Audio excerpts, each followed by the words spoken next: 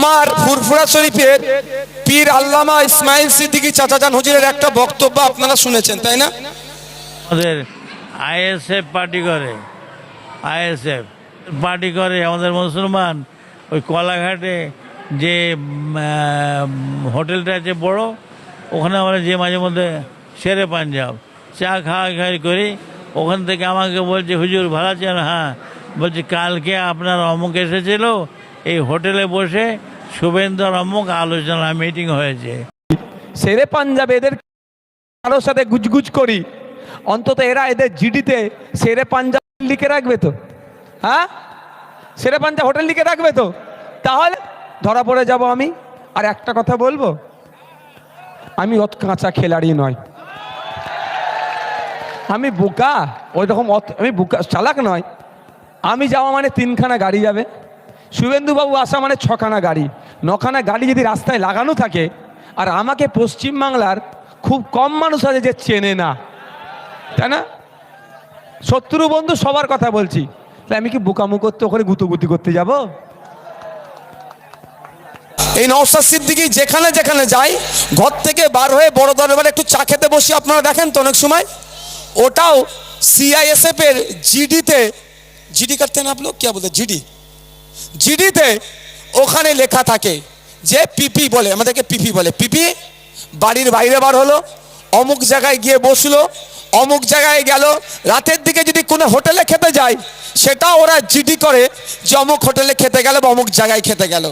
আমি তাহলে এখানে একটা চ্যালেঞ্জ করে যাচ্ছি, বুকে বল আছে বলে তো চ্যালেঞ্জ করছি রে ভাই। নিশ্চিতভাবে যে বলছে শুভেন্দুর সাথে নাকি নওশাদ কথা বলেছে, তার তারিখটাও মনে আছে। একটা আরটিআই করুক, সিআইএসএফ এর এসএসজির হেডকোয়ার্টার হচ্ছে নয়ডাতে, নয়ডাতে একটা আরটিআই করুক, অমুক তারিখটা উল্লেখ করে নওশাদ সিদ্দিকীর অমুক তারিখের মুভমেন্টটা আমাকে দেওয়া হোক। কি বললাম, বুঝে আসছে? তাহলে আমি যদি শেরে পাঞ্জাবে যাই, ওরা লিখে রাখবে অন্তত শেরে পাঞ্জাব হোটেল। বুঝে আসছে কি বলছি ভাই? আমি আবারও বলছি, আমার মাথা মোদি মমতার কাছে বন্ধক দিইনি রে ভাই। আমি ওই জন্য মোদির নিয়ে আসা আইন ওয়াকফকে আটকে দিয়েছি, আর দিদির দ্বিচারিতার বিরুদ্ধে আমি লড়াই করছি। তাহলে ক্লিয়ার মেসেজ, মেসেজ ক্লিয়ার তো? তাহলে উনি আরটিআই করুক, যে কেউ আরটিআই করুক, ওই তারিখটা ধরে, ওই তারিখে নওশাদ সিদ্দিকী কোথায় কোথায় ছিল। বাড়ি থেকে বার হলে ওরা লেখে বাড়ির বাইরে গিয়েছে, প্রোগ্রামে লিখলে অমুক প্রোগ্রামে গিয়েছে, কোনো জায়গায় খেতে গেলে সেই কোন জায়গায় খেতে যাচ্ছি সেটা উল্লেখ করে জিডি হয়। তাহলে আমি যদি শেরে পাঞ্জাবে এদেরকে বলি খেতে যাচ্ছি বলে গিয়ে কারোর সাথে গুজগুজ করি, অন্তত এরা এদের জিডিতে শেরে পাঞ্জাব হোটেল লিখে রাখবে তো? হ্যাঁ, শেরে পাঞ্জাব হোটেল লিখে রাখবে তো? তাহলে ধরা পড়ে যাব আমি। আর একটা কথা বলবো, আমি অত কাঁচা খেলাড়ি নয়, আমি বোকা ওই রকম, আমি বোকা চালাক নয়। আমি যাওয়া মানে 3খানা গাড়ি যাবে, শুভেন্দুবাবু আসা মানে 6খানা গাড়ি, 9খানা গাড়ি যদি রাস্তায় লাগানো থাকে, আর আমাকে পশ্চিমবাংলার খুব কম মানুষ আছে যে চেনে না, তাই না? শত্রু বন্ধু সবার কথা বলছি, তাই আমি কি বোকামু করতে ওখানে গুতুগুতি করতে যাব?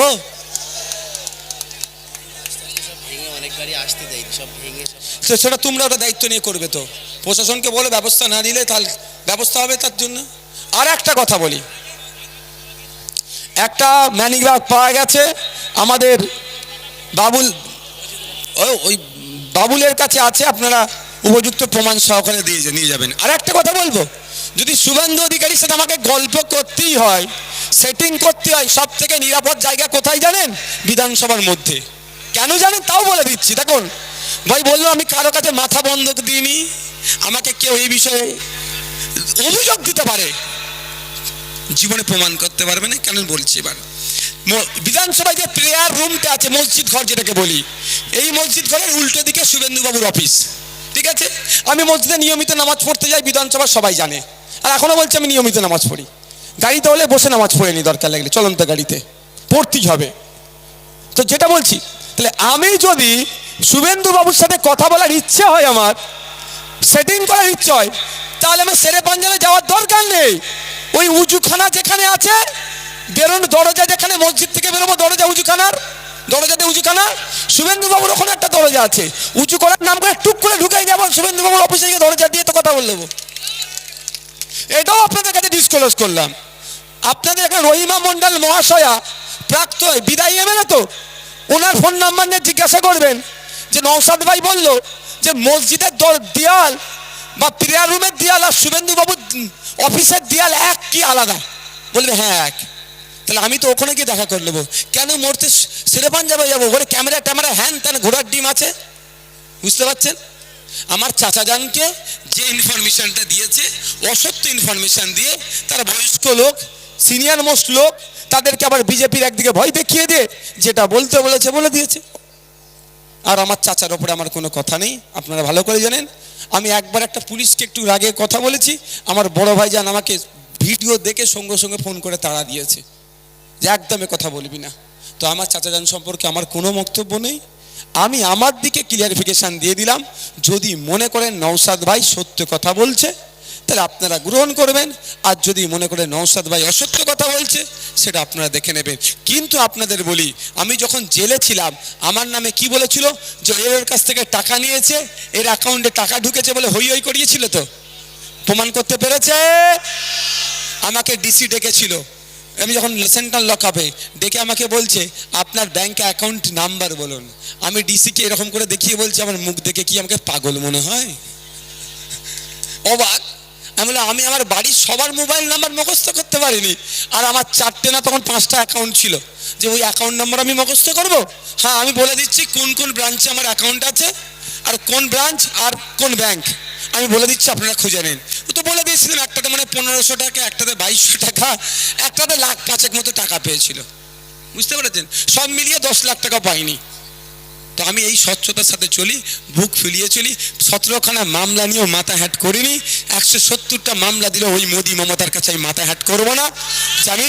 আমি আমার চোখের সামনে আমার হিন্দু ভাইয়ের উপরে অত্যাচার হবে, আমার দলিতের উপরে অত্যাচার হবে, আমার আদিবাসীর উপরে অত্যাচার হবে, আমার মুসলমানের উপরে অত্যাচার হবে, আমার মন্দির মসজিদ ঈদগাহ কবরস্থানের জায়গা কেড়ে নেবে, আর আমি চুপ করে বসে থাকবো, এ আমার দ্বারাই হবে না।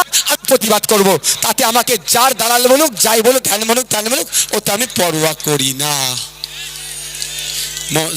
অভিষেক বাবু সুন্দর করে কি বলে গেলেন, এখানে বিজেপি নেই ওই জন্য আইএসএফকে লড়াচ্ছে, খুব শুনতে ভালো লাগলো। তাহলে অভিষেক বাবুকে জিজ্ঞাসা করেন গোয়াতে কি ছিল? তৃণমূল ছিল, আপনি কাকে সুবিধা করতে গিয়েছিলেন? আপনার ভাষায় বলুন। অসমে আপনি প্রার্থী দিয়েছেন কংগ্রেসের এগেনস্টে, কাকে সুবিধা করতে গিয়েছেন বলুন? বলুন। আমি তো একটা চ্যালেঞ্জ করেছিলাম, আইএসএফ যেখানে যেখানে প্রার্থী দেবে আর তৃণমূল যেখানে প্রার্থী দেবে, আইএসএফ প্রার্থী দিয়ে যদি বিজেপি আসে, তৃণমূল যা শাস্তি দেবে মাথা পেতে মেনে নেবো, আর তৃণমূল যেখানে প্রার্থী দেবে ওখানে যদি বিজেপি আসে, আইএসএফ যা শাস্তি দেবে মাথা পেতে মেনে নিতে হবে। চ্যালেঞ্জ গ্রহণ করেনি কেন? যাক, সকলে ভালো থাকবে, কারো কথায় আপনারা ভুল বুঝবেন না, এইটুকু বিশ্বাস করেন তো। রিজার্ভ আর্মস ফোর্সেসের মধ্যে এরা একজন, তাই এটা দেশের ফোর্স। তারপরেও বলছি, আপনি বলুন, আজ এরপর থেকে যখন দিল্লি যাবেন, এয়ারপোর্টে ফ্লাইট থেকে নেবে, পার্লামেন্ট হাউস বলুন আর আপনার বাসভবন বলুন, বা আপনি যেখানে থাকেন সেইখান পর্যন্ত আপনি কথা দেন দিল্লি পুলিশকে নেবেন না। আমিও কথা দিচ্ছি, বিনা সিকিউরিটিতে আমিও ঘুরবো। কি বলছি বুঝে আসছে? উনি দিল্লিতে গিয়ে অমিত শাহ পুলিশ নেবে, সেখানে অসুবিধা নাই। আর নওশাদ এখানে মামলা করে দেশের পুলিশ নেবে, ওনার ওই জন্য বুক ফেটে যায়। কি বলছি বুঝে আসছে? এগুলো আপনাকে মাইন্ডকে ডাইভার্ট করতে চাইছে। আমরা মাইন্ড সেট আপ করে নিয়েছি তো। ইভিএম মেশিনের কোন নম্বরে? আবার দেখান তো আপনারা, দুটো হাত তুলে 7 নম্বর কেমন করে? 7 নম্বর তোমার ইভিএম মেশিনের মাইন্ড সেট আপ হয়ে গেছে।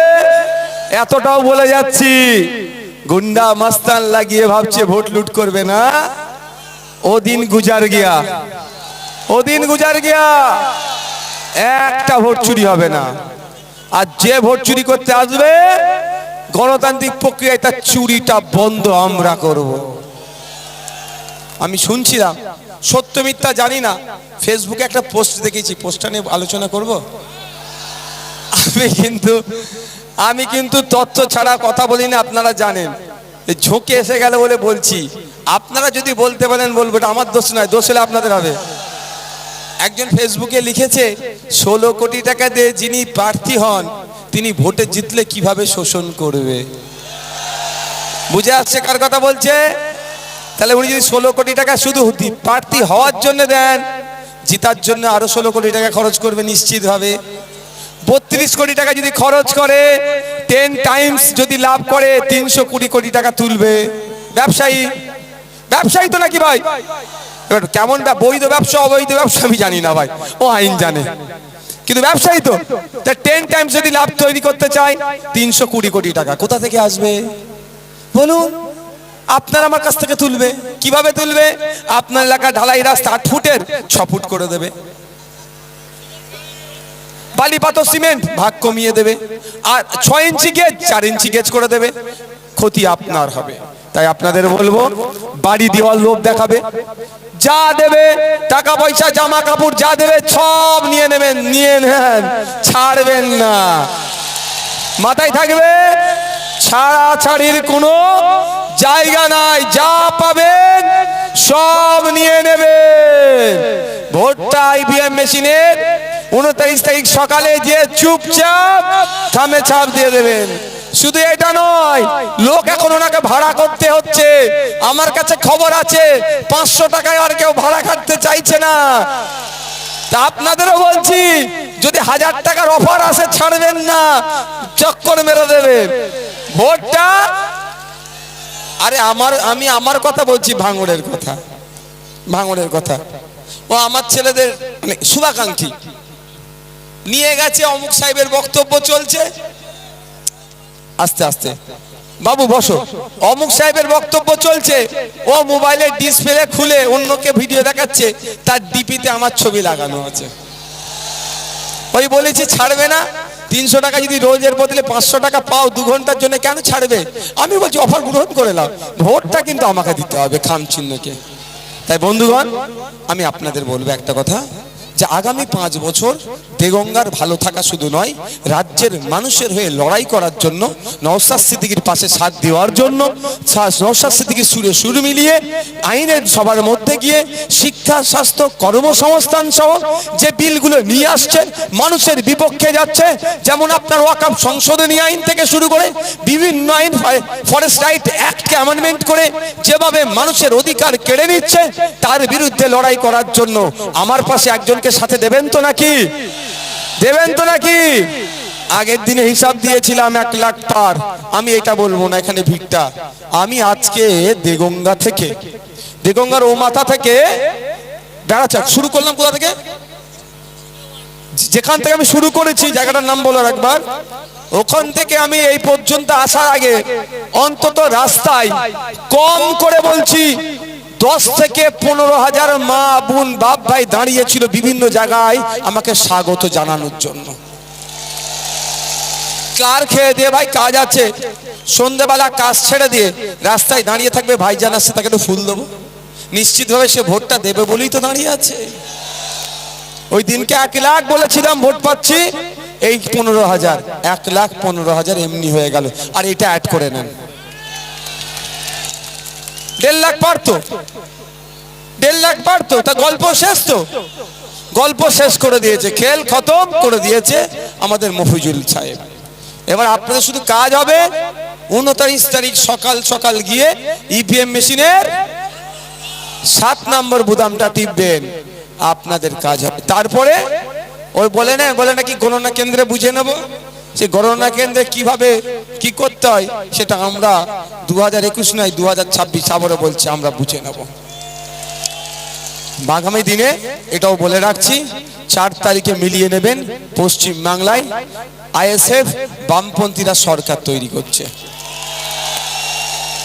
যা মেজাজ মানুষের। আমি মালদায় গিয়েছিলাম, মোতাবাড়ি সুজাপুর শুধু নয়, ইংলিশ বাজারে একটা প্রোগ্রামে, একটা ওয়ার্ডের প্রোগ্রামে পৌরসভার, ওখানে গিয়ে বলছে প্রোগ্রামে আমি লোক সমাগম দেখলাম। একজন বলছে আমি 30-35 বছর রাজনীতি করছি, এত লোক কোনোদিন দেখিনি। মায়েরা আর 5 মিনিট বক্তব্য দেবো, কারো অসুবিধা আছে?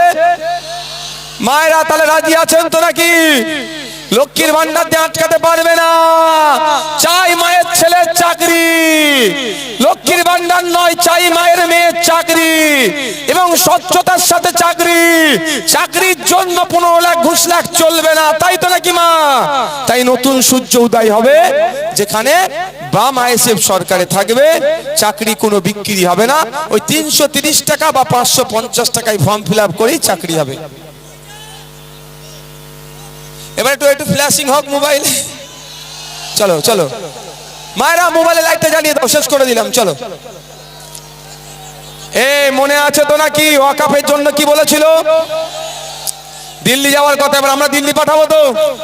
হ্যাঁ, দেবত্ব সম্পত্তি চুরি হচ্ছে মমতা ব্যানার্জির আমলে, দেবত্ব সম্পত্তি চুরি হয়েছে মমতা ব্যানার্জির আমলে। এবারে জবাব দেবো তো নাকি? জবাব দেবো তো নাকি? हाँ तुम छेड़ दो उसको पकड़ने दो, आप छोड़ो। हाँ ঠিক আছে, চলো। এই বাকি আছে কিছু, মধ্যখানে রয়ে গেছে। ও মায়েরা, মোবাইল কোথায়? মোবাইলের লাইটটা জ্বালাও। ইনকিলাব, ইনকিলাব পেছন দিকে আছে, হ্যাঁ পেছন দিকে সব আছে। ইন্ডিয়ান সেকুলার ফ্রন্ট, বাম আইএসএফ ঐক্য, বাম আইএসএফ ঐক্য। দেগঙ্গা বলছে, দেগঙ্গা বলছে, দেগঙ্গা বলছে আগামী 29 এপ্রিল আসছে দিন, দিকে দিকে বলে দিন, এই চাল চোরেদের বলে দিন, ওয়াকাফ চোরেদের বলে দিন, এই সম্প্রীতি বিনষ্টকারীদের বলে দিন, এই শুভেন্দু বাবুদের বলে দিন, এই বিজেপিকে বলে দিন, এই তৃণমূলকে বলে দিন, ইনকিলাব, ইনকিলাব আগামী 29 এপ্রিল আসছে দিন, এই দেগঙ্গার মানুষকে বলে দিন, 84 মানুষকে বলে দিন, মা বোনেদের বলে